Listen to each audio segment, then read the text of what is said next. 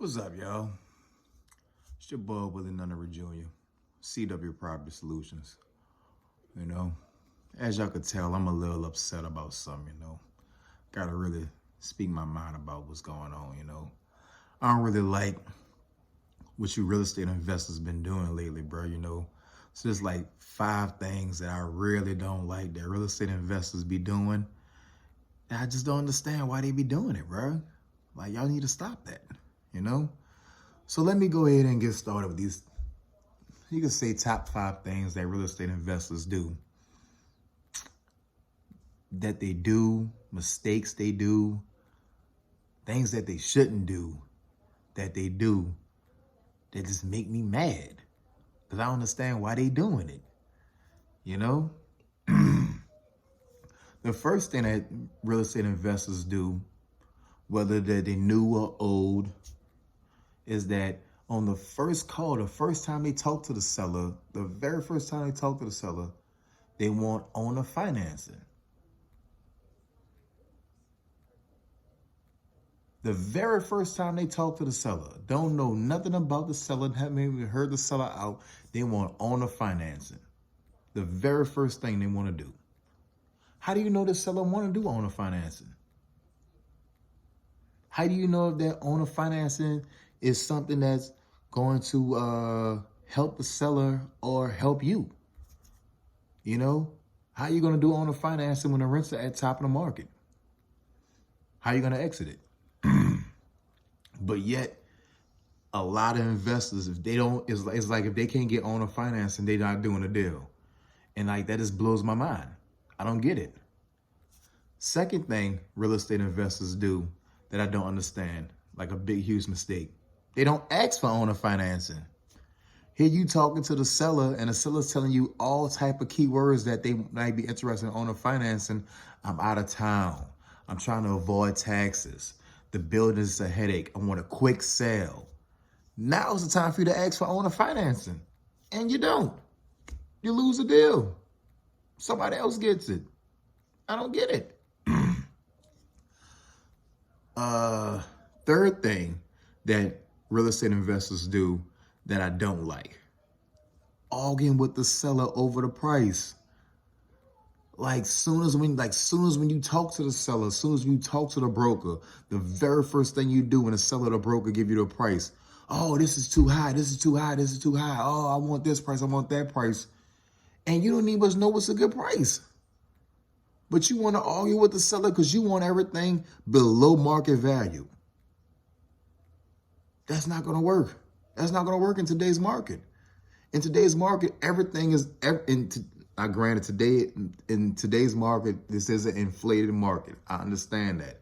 But if somebody's got a property that's cash flowing properly, in good condition, why would they sell that below market value? But yet that's the first thing you do is argue with this man and want to argue this man down on this price.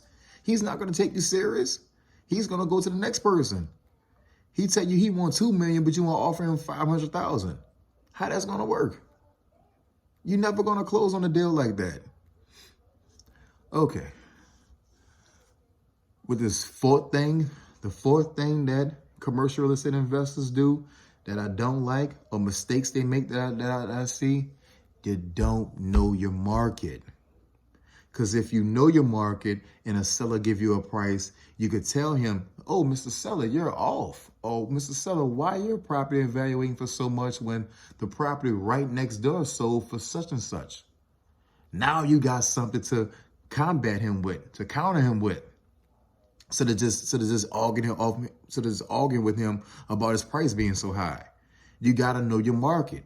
You got to know what rents are written for. You got to know what property is selling for. You got to know what property recently sold. You got to know what property is a trash property. You got to know it's a good property. You got to know your market. I keep preaching this. You got to know your market. If you don't know your market, you don't know nothing. You just argue with this man talking about he too high. And in all retrospect, he could be too low. But you wouldn't know that because you don't know your market. So you got to learn your market. Okay.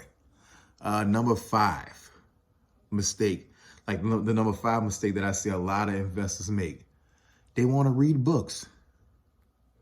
You want to read books on how to study real estate, on how to evaluate real estate. Why aren't you just studying the real estate? I'm not knocking people who read books. You know, I read like a couple books. You know, I read a book from Grant Cardone, Dave Lindell. You know, I read their books, but at the same time, I studied the real estate. That's how I learned real estate. Mainly, I studied real estate in my own market because that's the first thing you got to do. You got to learn your own market. I'm just reading 100 books and like never looking at a profit and loss statement. I'm not just reading 100 books and I never walk the property. It doesn't make any sense. Eventually, you got to get out there and you got to study the market. Eventually, you got to get out there and walk the property. How do you know what you're going to like? If you're going to know, how do you know if you can see something that you like if you never did it before? Okay? I just don't understand this, guys. These are things we got to stop doing if we want to close deals. You know? Make sure you guys like, comment, and subscribe to the channel. I'm interested to hear about what you guys don't like, or what kind of things you guys see that real estate investors doing. Oh, well, wait, hold on. I almost forgot. I got another one. You're not following up with the seller. You're killing yourselves because y'all not following up with the sellers, guys. You got to follow up. If the seller say, call me back, call them back. If you got to email them back, email them back.